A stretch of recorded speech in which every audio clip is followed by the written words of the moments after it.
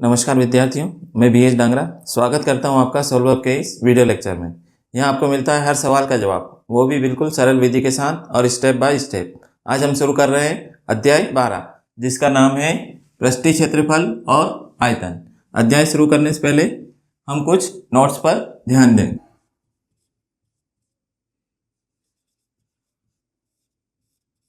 पहला है घन। घन कैसा होता है?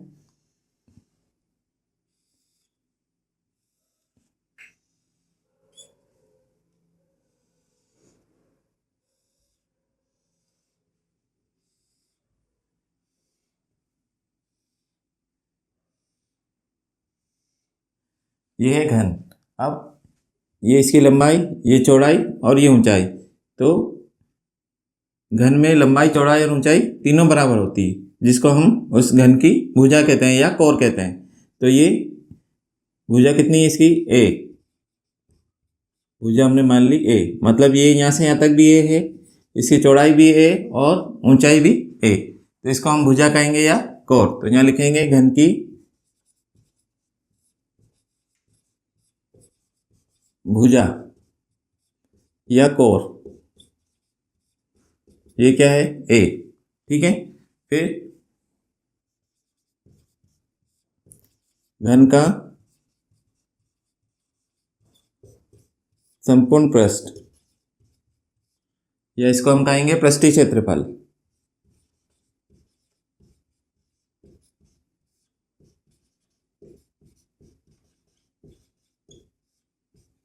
ये कितना होगा? कितनी फलकें इसमें? 6। एक, फिर एक पीछे 2, एक ऊपर 3, एक नीचे 4, फिर एक इधर 5 और एक 6। तो कितनी फलकें हैं? 6। तो 6 फलकों का क्षेत्रफल वो क्या कहलाता है? घन का संपूर्ण पृष्ठ। तो ये कितना हो जाएगा? 6 एक की घात 2। ठीक है। इसकी जो इकाई होगी वो वर्ग इकाई होगी। फिर है घन का वक्र पृष्ठ।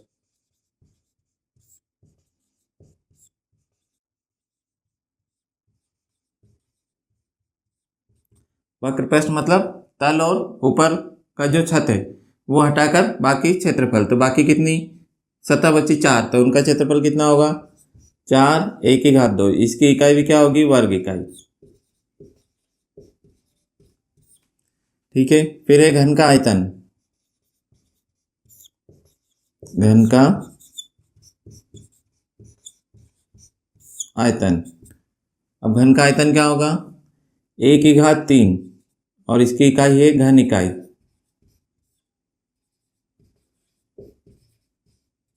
मतलब इसकी कोर यदि सेंटीमीटर में होगी तो संपूर्ण पृष्ठ को लिखेंगे हम वर्ग सेंटीमीटर, वक्र पृष्ठ को लिखेंगे वर्ग सेंटीमीटर और आयतन को लिखेंगे घन सेंटीमीटर। तो ये घन के सारे सूत्र हैं, इनको अच्छे से याद करना।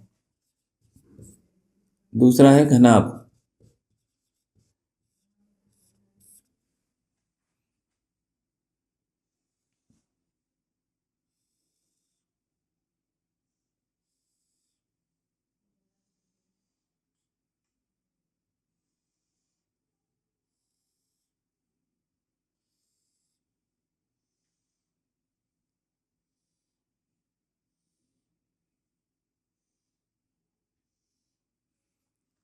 ये है घनाभ। इसकी लंबाई, चौड़ाई और ऊंचाई सब अलग अलग होती है। तो लंबाई को हमने मान लिया L। ये चौड़ाई, इस चौड़ाई को हम मान लेते हैं B। और ये ऊंचाई, इस ऊंचाई को हमने मान लिया H। ऊंचाई को हमने माना H। तो लंबाई L हो गई, चौड़ाई B हो गई और ऊंचाई C हो गई। ये तीनों अलग अलग है, इसलिए इसको हम घनाभ कहेंगे। और यदि लंबाई, चौड़ाई और ऊंचाई एक जैसी होगी तो उसको हम घन कहेंगे। अब यहाँ L क्या है? घनाभ की लंबाई। तो यहाँ लिख देते हैं घनाभ की लंबाई। घनाभ की लंबाई ये क्या है? L।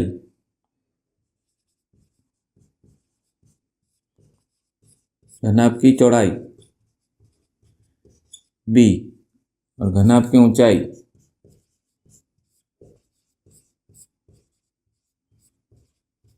ये हो गई H। ठीक है। अब घनाभ का संपूर्ण पृष्ठ या पृष्ठीय क्षेत्रफल, बराबर होगा 2 ब्रैकेट में लंबाई गुणित चौड़ाई धन चौड़ाई गुणित ऊंचाई धन ऊंचाई गुणित लंबाई। ये घनाभ का संपूर्ण पृष्ठ और इसकी इकाई भी क्या होगी, वर्ग इकाई।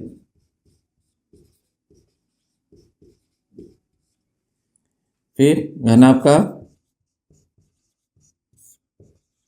वक्र पृष्ठ। वक्र पृष्ठ मतलब तल और छत दोनों छोड़कर बाकी 4 सतहों का क्षेत्रफल। तो ये क्या होगा 2, ये लंबाई और चौड़ाई वाला नीचे वाला भाग और ऊपर वाला भाग कम हो जाएगा, तो ये एल बी कम हो जाएगा। क्या बचेगा, चौड़ाई गुणित ऊंचाई और ऊंचाई गुणित लंबाई। इसकी भी इकाई क्या रहेगी, वर्ग इकाई।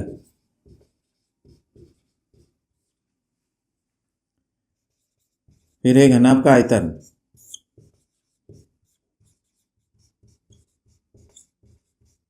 घनाभ का आयतन लंबाई चौड़ाई और ऊंचाई का गुणनफल। तो लंबाई गुणित चौड़ाई गुणित ऊंचाई और ये इसकी इकाई होगी घन इकाई।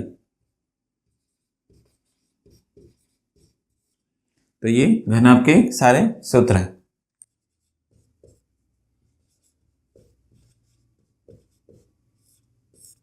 बेलन। बेलन कैसा होता है, जैसा ड्रम होता है वैसे ही।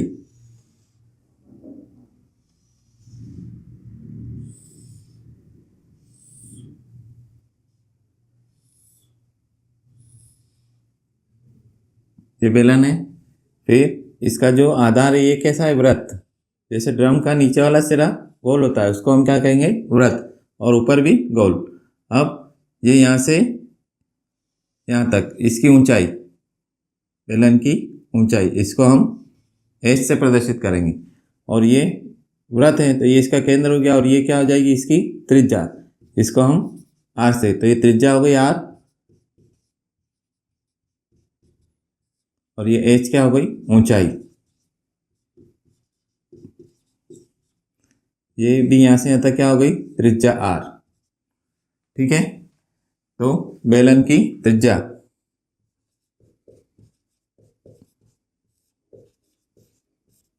बेलन की त्रिज्या क्या है, आर। फिर बेलन की ऊंचाई,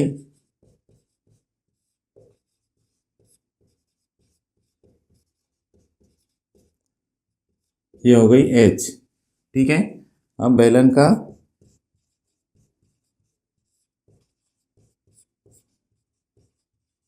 संपूर्ण पृष्ठ या पृष्ठीय क्षेत्रफल बराबर 2 पाई आर और ब्रैकेट में आर धन एच। इसकी इकाई होगी वर्ग इकाई।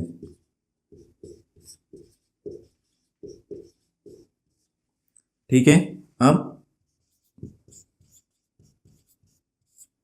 बेलन का वक्र पृष्ठ। बेलन का वक्र पृष्ठ क्या होगा, ये नीचे वाला भाग और ऊपर वाला भाग छोड़ देंगे, तो नीचे भी एक वृत्त है ऊपर भी एक वृत्त है, तो दोनों वृत्त का क्षेत्रफल हटा देंगे, तो बाकी बचा वो इसका वक्र पृष्ठ। तो इसका क्षेत्रफल होता है 2 पाई आर एच। इसकी भी इकाई क्या होगी, वर्ग इकाई। फिर बेलन का आयतन। बेलन का आयतन, बेलन का आयतन पाई आर वर्ग एच। ये बेलन का आयतन, इसकी इकाई होगी घन इकाई।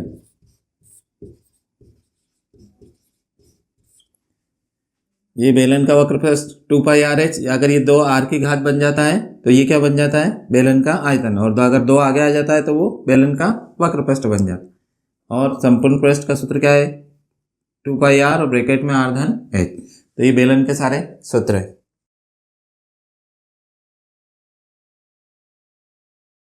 अब हम पढ़ रहे हैं शंकु।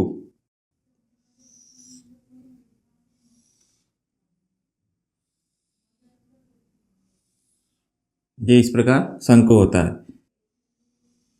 ये ऊंचाई, ये इसके आधार की त्रिज्या, ये वृत्त है, और ये इसकी यहाँ से यहाँ तक ये केंद्र है, और ये क्या है, त्रिज्या है।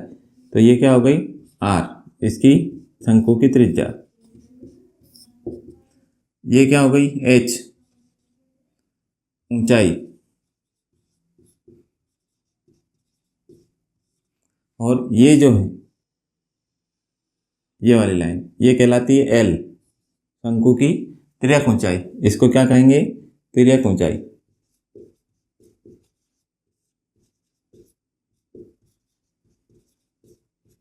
एल क्या है? तिर्यक ऊंचाई। आर है त्रिज्या, और एच क्या है? ऊंचाई, और ये क्या है? शंकु। ठीक है। अब यहां पर शंकु की त्रिज्या, त्रिज्या क्या है? आर। फिर शंकु की ऊंचाई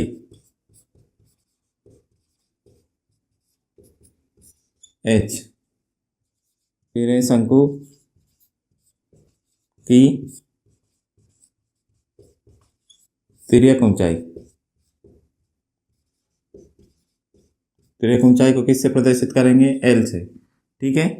अब ये तीनों में से यदि हमें दो चीजें मालूम हो तो जो तीसरी चीज है वो हम ये नीचे वाले सूत्र से ज्ञात करेंगे। इसका सूत्र क्या है? एल की घात 2 बराबर एच की घात 2 धन आर की घात 2। इस सूत्र से कोई भी दो चीजें हमें मालूम हो तो हम तीसरी चीज का मान ज्ञात कर सकते हैं। ये पाइथागोरस थ्योरम है। यहाँ पर ये देखो ये क्या बन रहा है? समकोण त्रिभुज है।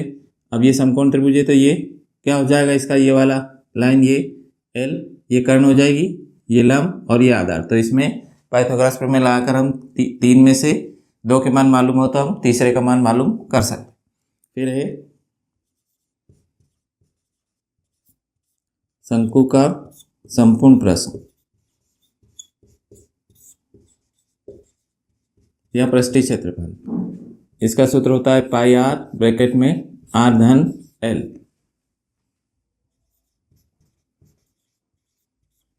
शंकु का वक्र पृष्ठ, इसका सूत्र होता है पाई आर एल, और इन दोनों की इकाई क्या होगी? वर्ग इकाई। वर्ग इकाई, इसकी भी इकाई होगी वर्ग इकाई। फिर शंकु का आयतन, शंकु का आयतन, शंकु के आयतन का सूत्र होता है 1/3 पाई आर वर्ग एच। ठीक है।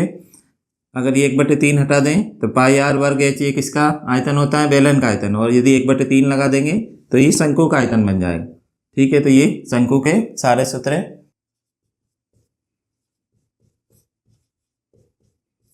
पांचवा है गोला।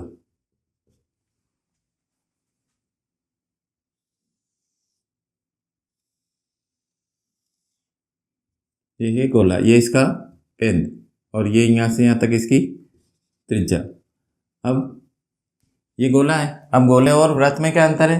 तो ये जो गोला होता है वो एक फुटबॉल की तरह रहता है, और जो वृत्त होता है वो चपटा होता है। जैसे हम कागज का एक गोल शीट काट के बनाते हैं तो वो क्या बनता है? वृत्त। और एक बॉल या फुटबॉल होती है वो क्या कहलाता है? गोला। तो ये गोला है और ये इसकी त्रिज्या है। आर क्या है? त्रिज्या, गोले की त्रिज्या।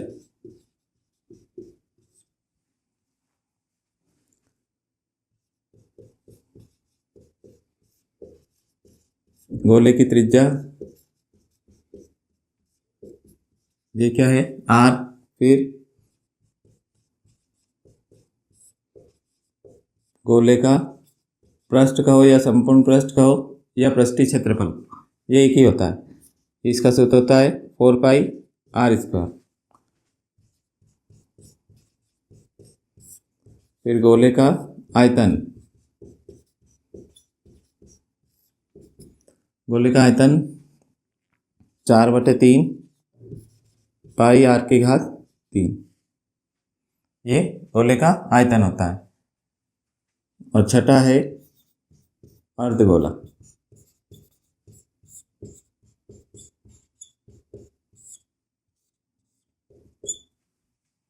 अर्धगोला क्या होगा? इससे आधा।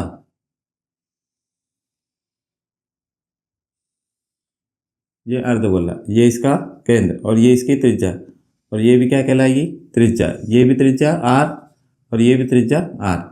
तो ये क्या है? अर्धगोले की त्रिज्या।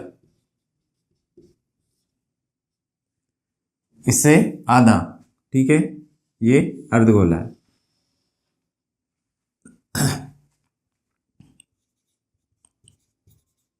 अर्धगोले की त्रिज्या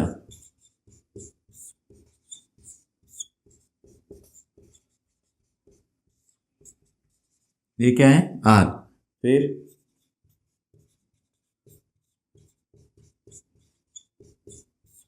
अर्धगोले का संपूर्ण पृष्ठ या पृष्ठीय क्षेत्रफल, मतलब ये पूरा और ये ऊपर का भी, तो ये कितना हो जाएगा, 3πr वर्ग, और इसकी इकाई क्या होगी, वर्ग इकाई।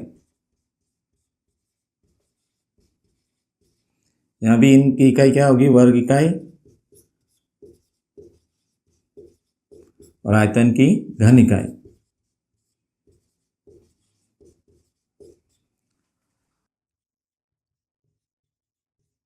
अर्धगोले का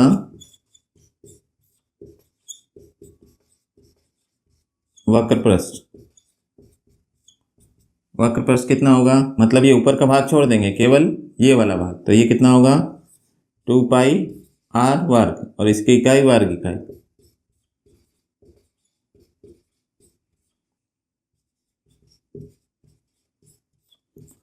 अर्धगोले का आयतन